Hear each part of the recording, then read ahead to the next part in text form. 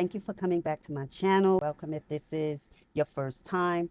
This will be the second spiritual analysis going deeper into the movie Eyes Wide Shut. I'm going to start off in discussing the spirit behind the mask. Now, as I watch the movie, you have to notice how some films don't just entertain you, right? They unveil you, they unveil who you are. Now, Eyes Wide Shut is one of those films.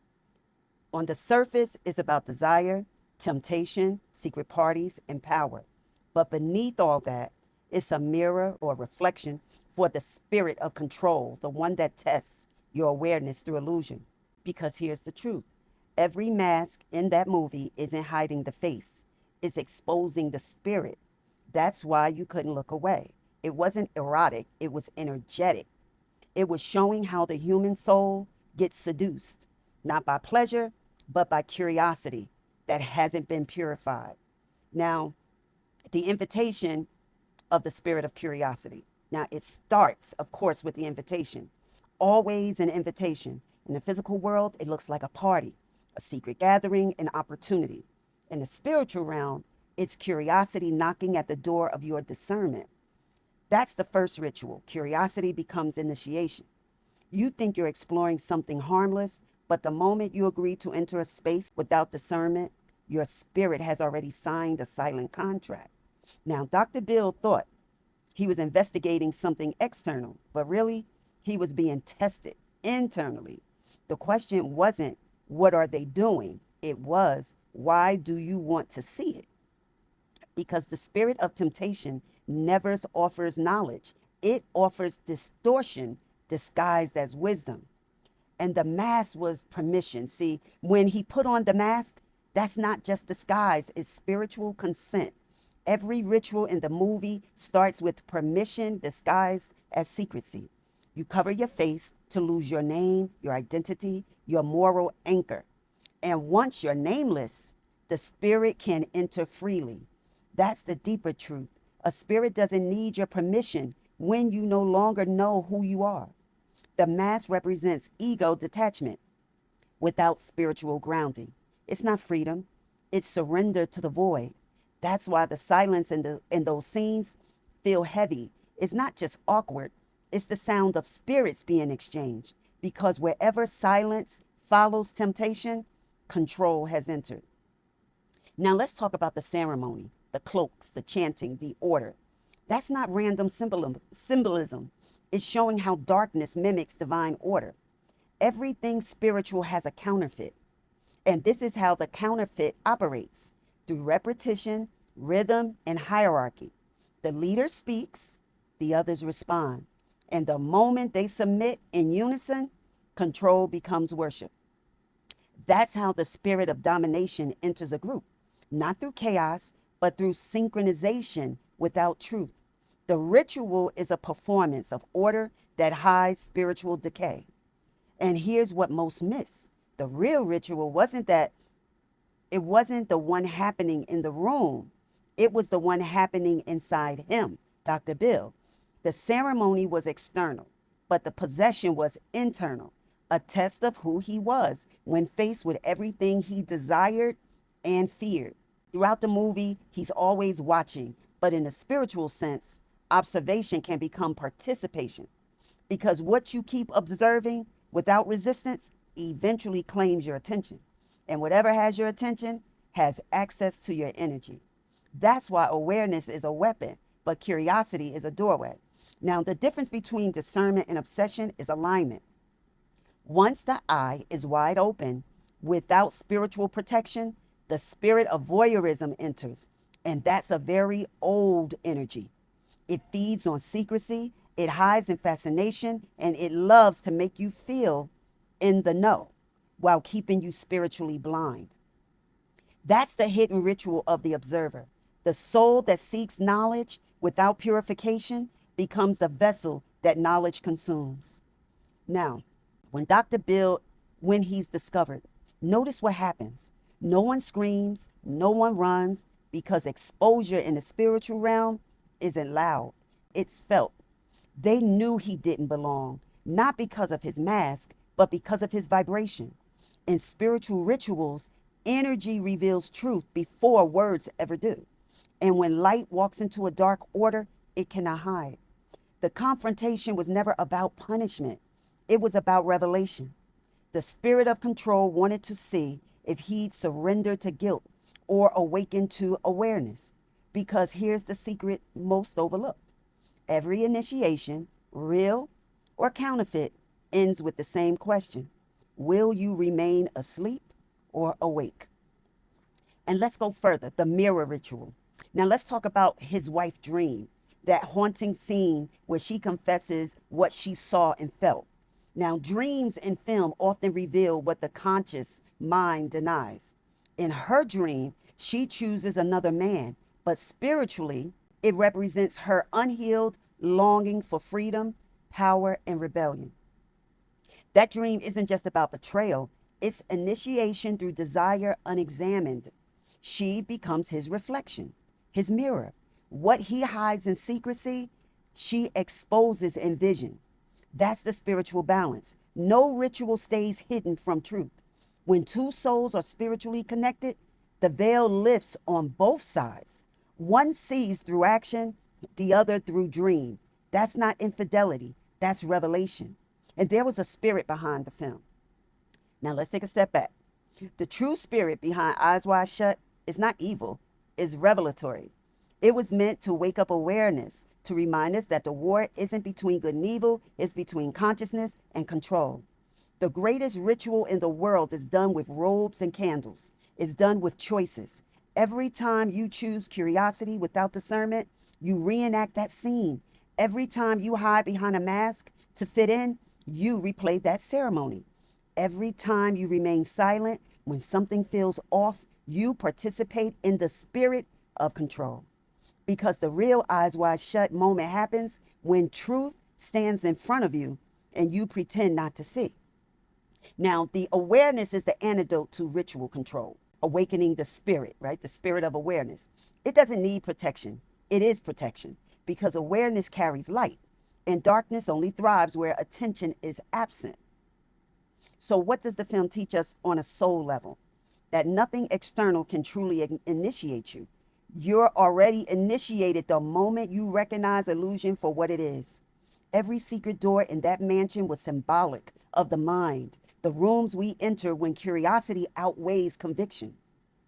But once you realize that not every invitation deserves acceptance, you reclaim the spiritual authority that the mask was meant to hide. That's when your eyes aren't just open, they're awake.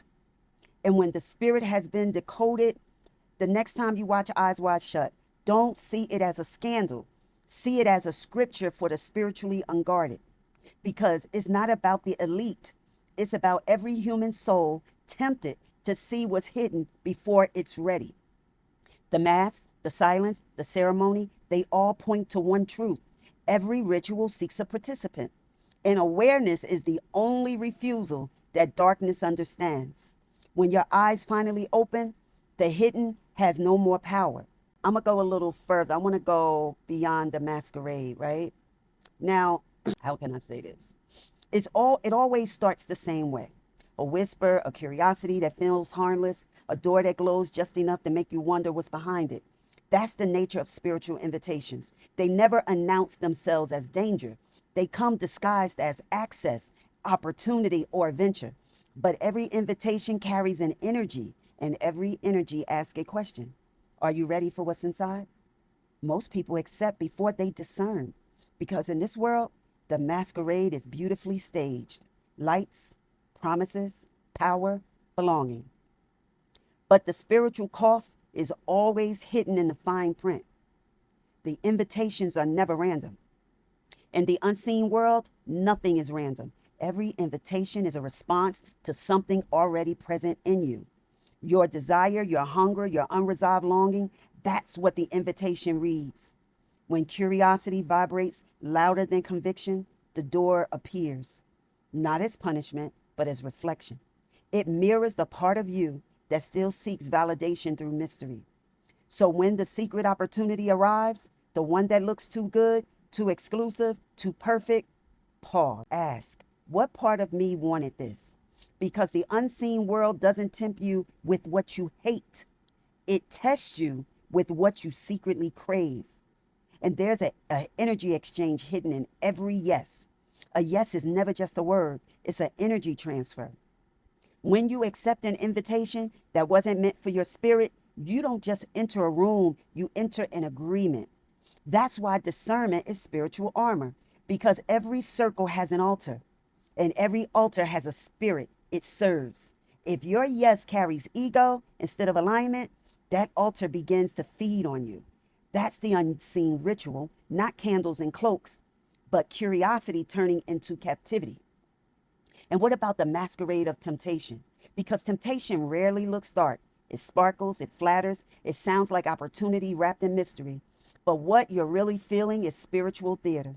A masquerade where everyone wears a face that mirrors your fantasy. And if you don't know your true reflection, you'll chase the wrong one. Every mask in that ballroom was symbolic.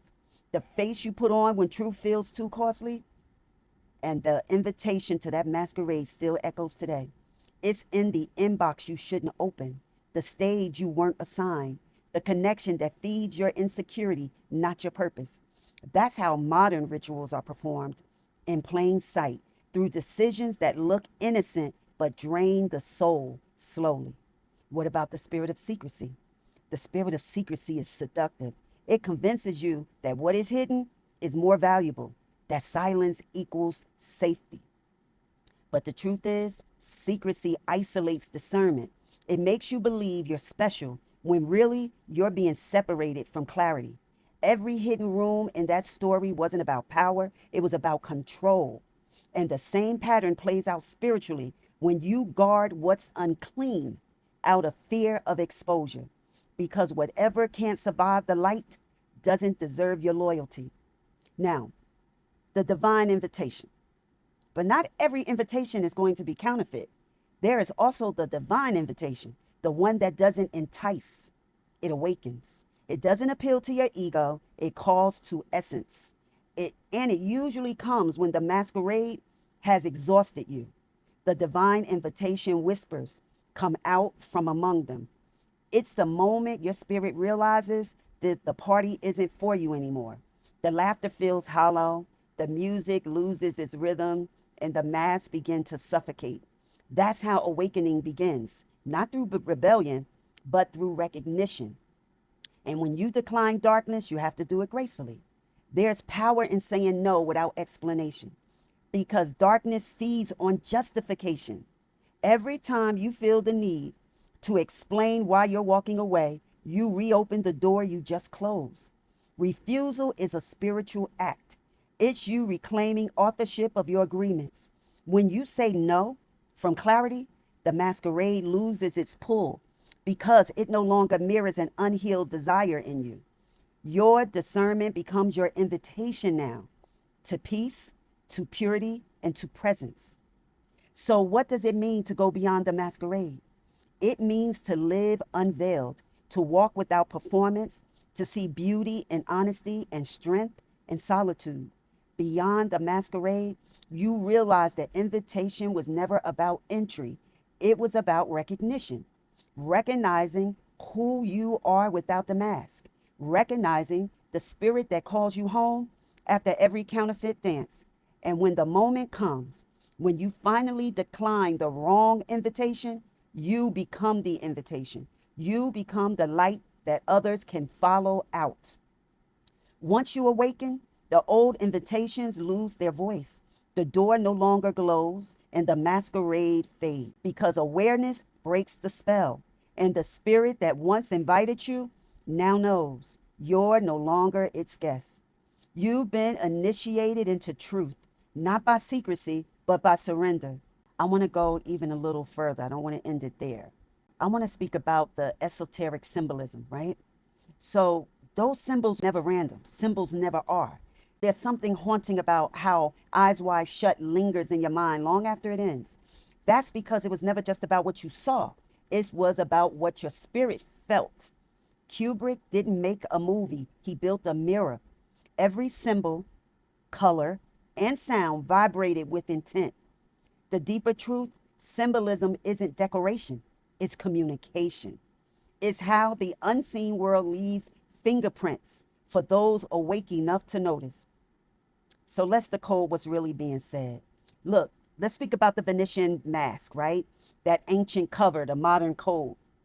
Now, the iconic Venetian mask, frozen between elegance and death, the origin of the mask goes back to a festival where identity dissolved and morality went on pause, a carnival. In ancient rituals, the mask was never just costume, it was permission. It allowed the spirit to act without consequence. In spiritual terms, the mask is a portal. When you cover the face, you silence accountability. When you hide the eyes, you distort perception. That's why every participant in the film ceremony wore a mask, not to protect themselves from others, but from seeing themselves. The Venetian mask carries an ancient frequency. It represents the death of self awareness for the birth of control, a face that smiles while the soul hides. And here's the modern interpretation. Today's masks don't come in porcelain, they come in titles, brands, filters, and personas. We still perform behind layers, believing that, anim- that anonymity will free us. But just like in the ritual, the more faces you wear, the less of you remains. Let's go into the numerology and the color theory. That's a language of hidden order. In esoteric systems, numbers and colors aren't artistic choices. They're coordinates of intention. And Eyes Wide Shut is built on them like scripture. Let's talk about the colors first. Now, red dominates the ritual scenes, not for passion though, but for sacrifice. It's the color of life force energy being redirected. The blue appears in domestic scenes, the hue of deception, illusion, and control through calmness. It's the illusion of safety before the storm.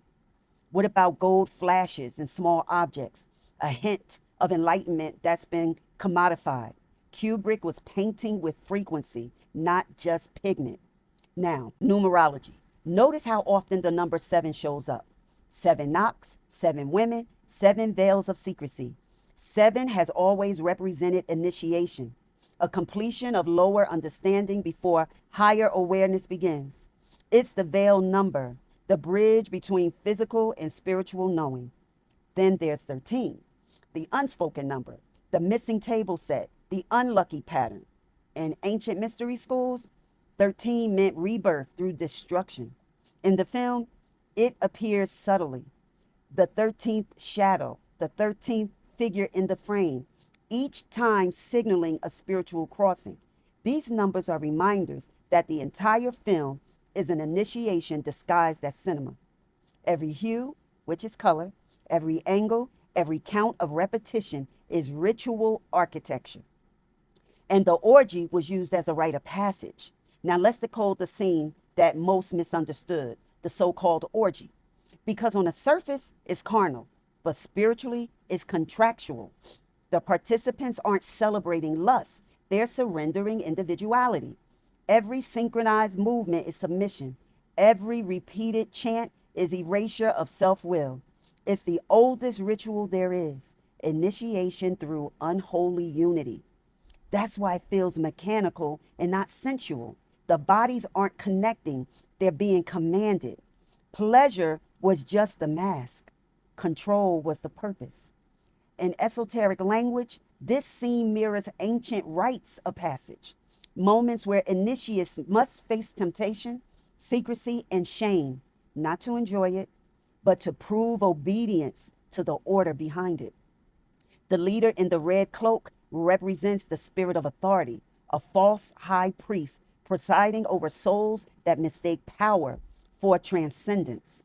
That's why his tone is calm, not chaotic. Darkness always pretends to be orderly. That's how it deceives the awakened. But look deeper.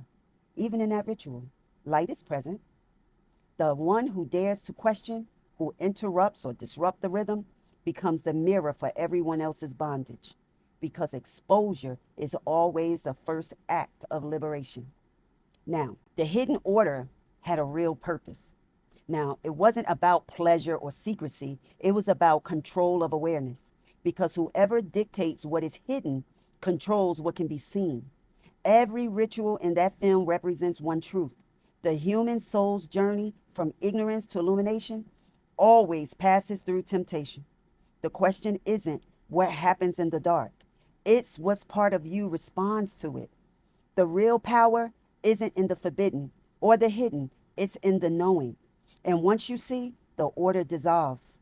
That's the secret the film encoded in plain sight. You can't be initiated into what you've already transcended. To unveil is to return to authenticity. This was an unveiling as well, to see beyond the performance and feel what your spirit already knew. The Venetian mask breaks, the red dissolves into light, and what remains is awareness, the truest symbol of freedom. The unveiling isn't about exposing others, it's about revealing yourself, the part that stayed awake in every illusion. That's what Eyes Wide Shut was always about, the ritual of forgetting and the rebellion of remembering. In decoding the spirit, so when you rewatch it, try to rewatch it. Don't look for scandal, look for signal. Don't study the sin, study the structure. Because the spirit behind the masquerade isn't new. It's the same one that tests every generation. Will you surrender awareness for belonging? Or will you walk alone in truth? And once you choose awareness, the invitation expires, the ritual ends, and the veil lifts. That's the unveiling. That's the awakening. That's the point. And I want to go even a little further than that. Let's speak about the priesthood, right? Every ritual has a leader. Every system has a voice that doesn't need to shout to be obeyed. That's the mark of true control. Silence that commands louder than sound. In Eyes Wide Shut, the man in the red cloak never raises his voice. He doesn't need to, because obedience isn't enforced through fear alone. It's cultivated through conditioning. That's the spirit we're decoding, the silent priesthood, the system of power that hides behind ritual calm and spiritual language, while feeding on the submission of those who confuse reverence with surrender. In ancient systems, the priest was the mediator between the divine and the human, a bridge between the seen and unseen. But when the bridge becomes the gatekeeper, divinity turns into dependency. That's the corruption of priesthood. When access to truth requires permission, when you're connected to God, to source, or self, must be filtered through hierarchy. Now, the red cloak in the film symbolizes that corruption, authority that feeds on secrecy. Now, he represents the energy of spiritual intermediaries who manipulate reverence into control. The cloak's color, crimson, red, wasn't random. It's the vibration of sacrifice and power blended. It's the mark of one who has learned to appear holy while orchestrating control. And that's the first truth about false authority. It rarely looks demonic. It looks disciplined. It moves with order, with poise and calm. The kind that convinces the unguarded that silence equals sacredness. And there's a psychology of obedience. So let's go even deeper. Psychology, obedience isn't natural, it's trained. Humans learn to yield long before they learn to discern. In the ritual room, no one questions the leader because they've already been conditioned to associate order with safety. The repetition, the rhythm, the robes are all psychological tools. They synchronize behavior until individuality dissolves. That's the hidden ritual behind every system of domination. Obedience disguised as unity. When everyone moves the same, no one thinks differently. And when no one thinks differently, control doesn't need force. It only needs ritual. Now, there's also a silence of submission. Notice how quiet that entire sequence feels, like the air is thick. That's not just cinematic tension. That's energetic tension. Because silence in the wrong atmosphere becomes spiritual anesthesia. It numbs the conscience. It makes compliance feels like peace. That's why the priesthood is silent, because silence is the most elegant form of control. In spiritual systems, this same energy appears when people are taught not to question, when doubt is treated as rebellion and thinking is mistaken for disbelief. That's how the soul becomes domesticated, told that obedience equals holiness while discernment becomes sin. But divine order was never meant to silence, it was meant to align. The real spirit of priesthood doesn't command, it cultivates. It doesn't punish awakening, it provokes it. Let's decode the cloak itself. Red, again, the frequency of life force. The cloak covers the man completely, removing individuality. He is not a person, he is a position. That's how spiritual hierarchies sustain control, by making the office more sacred than the truth it represents. In psychology, this is called authority bias. We obey symbols of power even when the conscience whispers otherwise. The followers in the film aren't obeying the man, they're obeying the idea of authority. They're obeying the comfort of not having to think. And that's the seduction of obedience. It promises protection while demanding identity. The cloak hides the truth that power without accountability always becomes ritualistic. Now, here's the dangerous shift. When obedience crosses from respect to worship, that's when the silent priesthood gains dominion. Because now people are not following truth, they're following a tone. They're not serving divinity, they're serving hierarchy. And that's how systems survive for centuries, through misplaced loyalty, through souls that confuse humility with bondage. But spiritually, the highest obedience is not to man, it's to truth. When your spirit is aligned, obedience flows naturally, not fearfully. You don't need permission to walk in light. You only need clarity. Every system of false authority requires sacrifice, not of body, but of authenticity. Each follower must surrender a part of their will. In return, they receive belonging. That's the exchange. Identity for inclusion. And that's the real ritual happening in that room.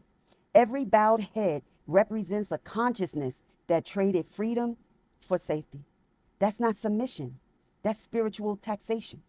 But when one soul refuses to bow, the energy fractures, the illusion begins to tremble.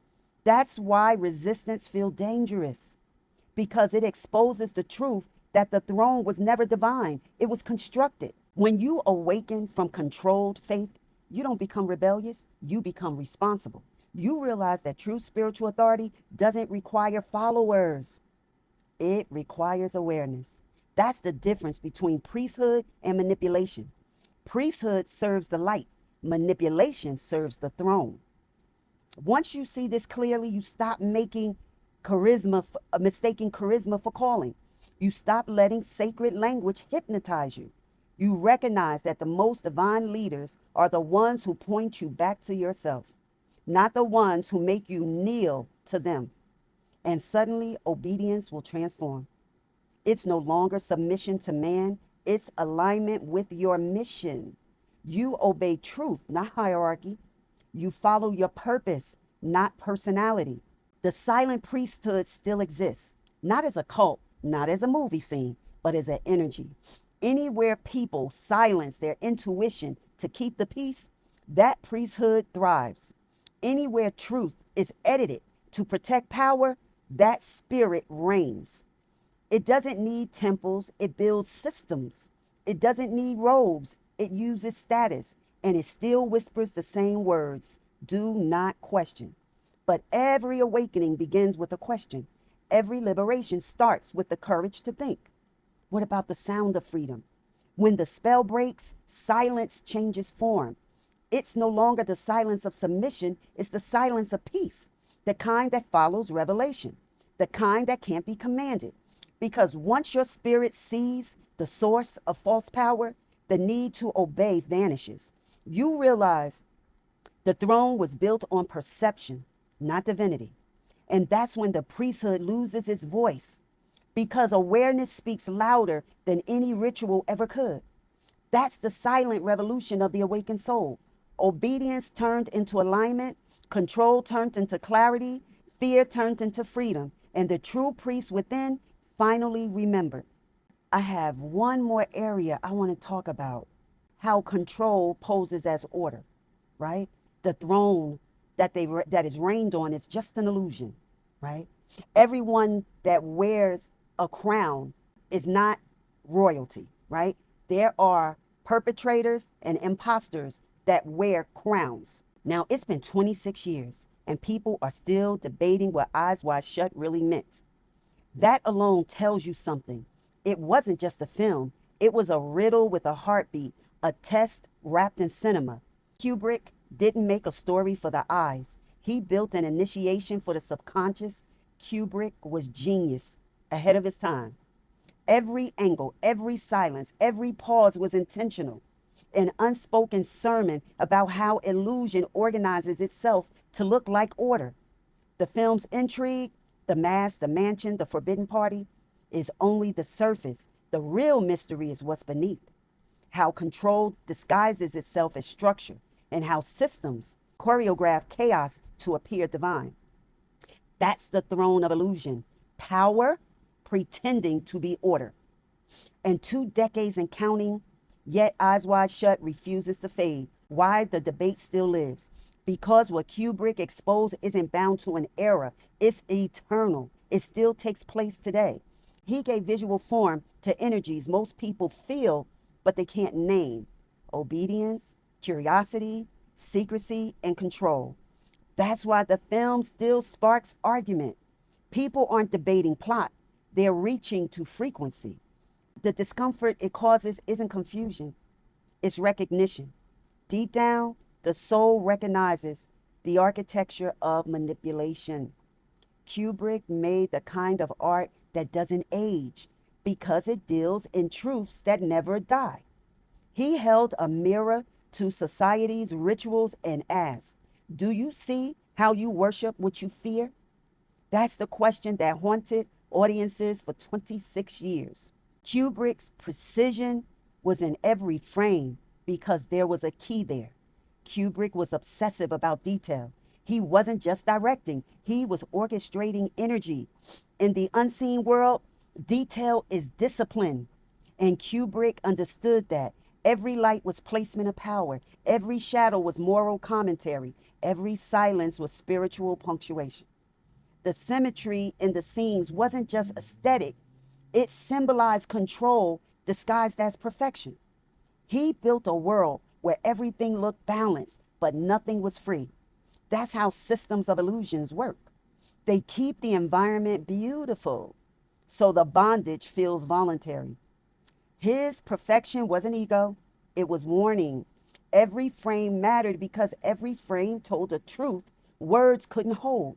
That order without authenticity is oppression in disguise. Let's decode the title, right? I'm saying the title, The Throne of Illusion, because every illusion eventually crowns itself king. It builds hierarchy, not harmony. It demands followers, not thinkers. In the film, that throne is invisible. You never see it, you feel it. Every ritual, every symbol, every silent command originates from the unseen seat of power. But the throne isn't physical, it's psychological. It's the belief that power equals truth, that wealth equals wisdom, that status equals sanctity. That's the greatest illusion of all. The idea that order is divine simply because it's structured. But not all structure is sacred either. Some order exists only to keep awareness asleep. That's how control poses as stability. It doesn't need violence when it can weaponize rhythm. It doesn't need chaos when it can choreograph submission. Here's the paradox: the system of control can't exist without chaos. It creates disorder just to prove its necessity. It invents confusion so its structure feels like salvation. Look closely at the film. The way calm scenes suddenly turn tense. The way beauty hides decay. That's not accidental. It's spiritual storytelling. Because illusion always hides decay beneath discipline. It says, look how organized this is. But behind the precision is panic, fear of losing control. That's the secret Kubrick encoded. The higher the illusion, the more fragile the power beneath. The stiller the throne, the louder the storm it hides. There's a moment when you realize order itself has become hypnotic. Every chant, every synchronized moment, every perfect frame is all designed to lull the spirit into obedience. That's how control survives, by turning consistency into captivity. When people stop questioning because everything looks in place, the illusion has won. That's why the film feels so quiet yet so heavy. It's not absence of sound, it's abundance of control. And in that silence, the spirit starts to suffocate. In life, this happens too. When systems become rituals and rituals become rules and rules become gods, that's when order transforms into idolatry. Psychologically, humans crave pattern. We equate predictability with safety, but the throne of illusion thrives on that desire. It feeds on your need for certainty, using it as a leash. That's why Kubrick's precision feels both mesmerizing and disturbing. He was showing what it looks like when humans choose stability over truth, when comfort becomes captivity, and when people fear chaos more than corruption. That's the quiet deal most of us make with control. We accept illusion as long as it keeps us calm. And that awakening moment in Eyes Wide Shut isn't the unmasking. It's when the illusion loses its spell, when the character realizes that every invitation came with a leash. That's awakening in real life too. When you finally see that the system that promised order actually demanded obedience. And the moment you see it clearly, it will no longer own you. That's what Kubrick meant by Eyes Wide Shut. We see, but we refuse to look. We sense, but we choose to sleep. Because awareness demands accountability. And that's the one thing illusion fears most. So why does the film still haunt today? Because every generation recognizes themselves in it. The masks change, but the spirit behind them doesn't. The rituals evolve, but the architecture of control remains. Kubrick gave us more than cinema. He gave us language for spiritual warfare. He captured what power looks like when it becomes addicted to its own image. He warned us that perfection without empathy becomes tyranny disguised as art. And 26 years later, the mirror still works because the illusion still breathes. Now, I'm going to close this out. But the throne of illusion stands only as long as we agree to its rules. Once awareness enters, the illusion fractures.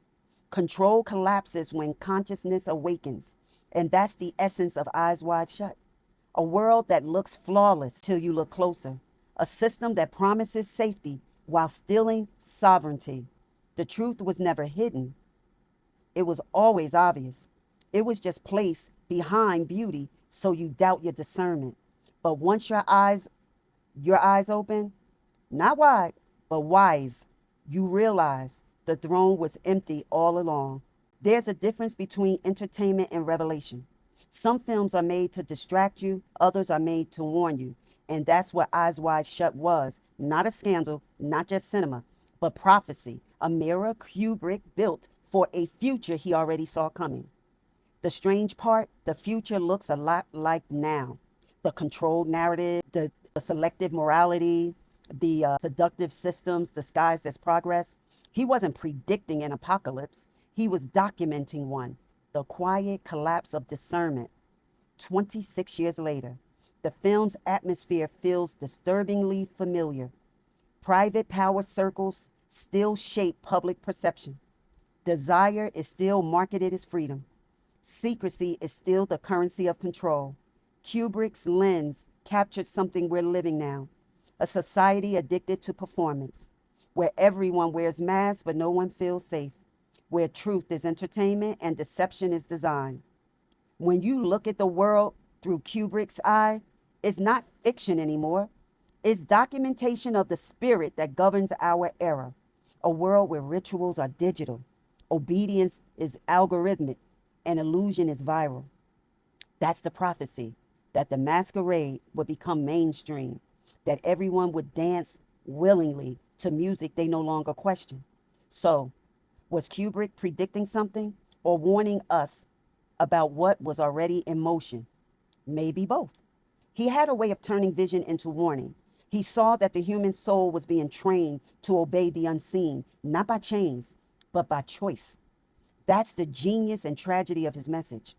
We would trade our discernment for access, our awareness for belonging, and our privacy for participation. Kubrick didn't accuse the system, he exposed the spirit behind it. And the spirit hasn't changed. It's the same one that still whispers today. Just play along. Everyone else is. That's not prophecy, that's pattern recognition. Was Kubrick revealing a secret order, or was he revealing the darkness inside human appetite? Maybe he was showing that both are the same thing. Because every hidden agenda thrives on human impulse: greed, envy, lust, and fear. Evil doesn't need grand conspiracies when it can exploit ordinary desires. That's the paradox he captured. Human nature is the hidden order. The ritual isn't a secret ceremony, it's the daily repetition of compromise. Every time people silence truth for acceptance, they serve the same system the film portrayed. So, no, he wasn't simply exposing elites, he was exposing us. The need to belong, the craving for mystery, the temptation to watch darkness, thinking it's safety outside of us. But what if the film wasn't about them? What if it was about the version of us that obeys illusion just to feel alive? Here's where the mirror flips. Because in Eyes Wide Shut, the audience isn't just watching, it's participating. Every time you lean in with curiosity, you reenact the same invitation that led the main character into the ritual. Every time you keep watching instead of turning away, you become part of the spiritual experiment Kubrick set up. He made sure of that. The pacing, the silence, the discomfort, all of it was designed to make you feel complicit, to make you ask, why can't I look away? That's not cinema, that's initiation. Because true awakening doesn't happen when you understand the story. It happens when you realize the story is understanding you. You were never a spectator. You were always the subject. Kubrick's warning wasn't about secret societies. It was about spiritual sleep. He saw that people would soon live with eyes open but spirits closed. The awareness would become optional and distraction would become normal. He was telling us the more advanced the illusion, the less you'll know you're in one. And that's exactly where we are now, where entertainment has replaced initiation and ritual has been digitized into routine, right? So he warned us. I'm seeing this digitized into routine. I think I'm going to do a video on that. He warned us that the greatest system of control would no longer need a throne, it would need a screen. And that once the masses enjoyed their own captivity, no revolution would be possible. That was the prophecy. No fear, no forewarning. Look around.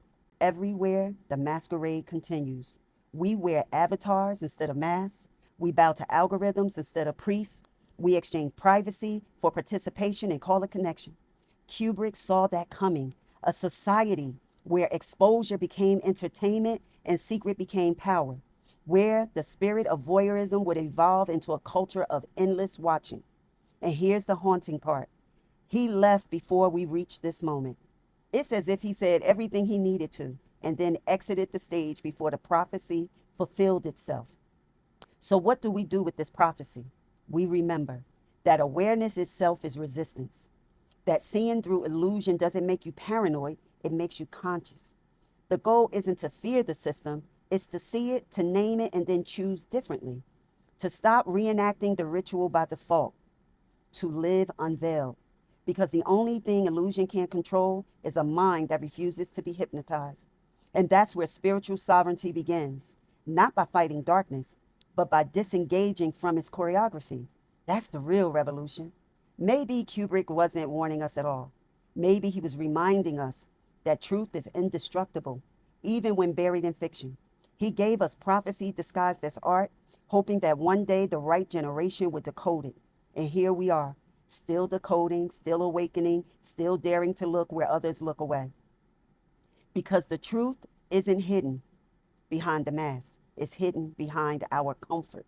And the moment you become uncomfortable enough to see that you're already free, that's the legacy of Eyes Wide Shut. Not a mystery, but a mirror to survive.